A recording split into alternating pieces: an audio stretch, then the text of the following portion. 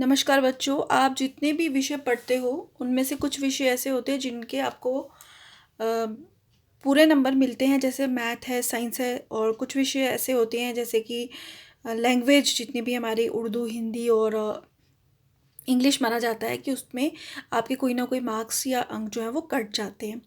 लेकिन बच्चों, क्या आप जानते हो कि उनमें भी बहुत सी चीज़ें ऐसी हैं जिसके आपको पूरे अंक मिलते हैं। जैसे कि उसमें व्याकरण होता है, ग्रामर होती है, तो उसको अगर आपने ठीक उत्तर दिया है तो आपको पूरे उसके अंक मिलेंगे। इसी तरह से जो प्रसंग है, जब आप किसी चीज़ की व्याख्या करते हो, कविता की या किसी गद्यांश की, पद्यांश की, या कविता का सार लिखते हो, तो जो आप प्रसंग लिखते हो, जिसको इंग्लिश में रेफरेंस टू कॉन्टेक्स्ट भी कहा जाता है, अगर आप उसको सही ढंग से लिखते हो तो आपको उसके भी पूरे अंक मिल जाते हैं। अगर आपकी व्याख्या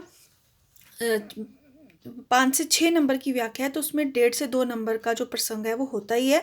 तो आज मैं आपको ये प्रसंग लिखने का सही ढंग बताऊंगी कि जिससे आप, अगर वो 1.5 से 2 नंबर का है, तो आप उसको पूरे जो उसके अंक है वो ले सको। जैसे कि आपने कोई प्रसंग लिखना है, प्रसंग लिखने का सही ढंग क्या है आप उसको देखिए।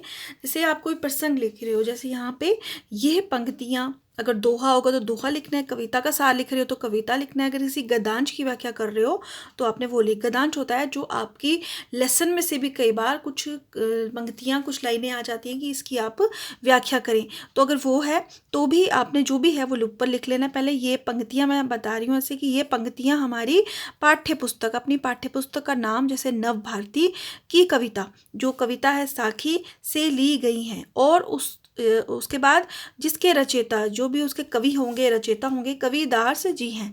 अब ये प्रसंग लिखने का सही तरीका है। अब इसमें आपने ध्यान क्या रखना है? ध्यान ये रखना है कि जो आपकी पाठ्य पुस्तक का नाम है, आपकी कविता का नाम है, और जो आपकी जो उसके रचयिता हैं, कवि होगी या कवित्री होगी, उनका जो नाम है उसको आपने तीनों को एक हरा में रखना है। एक हरा होता है ये, जिसको आप इंग्लिश में सिंगल इन्वर्टेड कामा कहते हो। ये देखो, तीनों को मैंने ऐसे रखा है। दोहरा होता है जब इस तरह से आप डबल इन्वर्टेड कामा, डबल में नहीं, सिंगल इन्वर्टेड कामा को हिंदी में इकहरा कहते हैं, उसी में आपने इन तीनों चीज़ों को रखना है। किस किन चीज़ों को? पाठ्यपुस्तक के नाम को, जो आपकी कविता होगी उसके नाम को, अगर पाठ है तो पाठ के नाम को, इसी तरह से अपने कवि के या लेखक का जो नाम है, उन तीनों को आपने एक हरा में रखना है। यहाँ पे एक और उदाहरण देखिए, जैसे यहाँ पे लिया है मैंने, ये पंक्तियाँ हमारी पाठ्य पुस्तक नव भारती की कविता ग्रामश्री से ली गई हैं, जिसके रचयिता सुमित्रा नंदन पंत जी हैं। तो आप देख सकते हो, तीनों ही जो आपका पाठ्य पुस्तक का नाम है नव भारती, कविता का नाम है ग्रामश्री, और उनके लेखक हैं सुमित्रा नंदन पंत जी। तो मैंने इन तीनों को ही एक हरा में रखा है। इस तरह से आपने इसको एक हरा में रखना है। तो ये एक सही टेक्निक है प्रसंग लिखने की।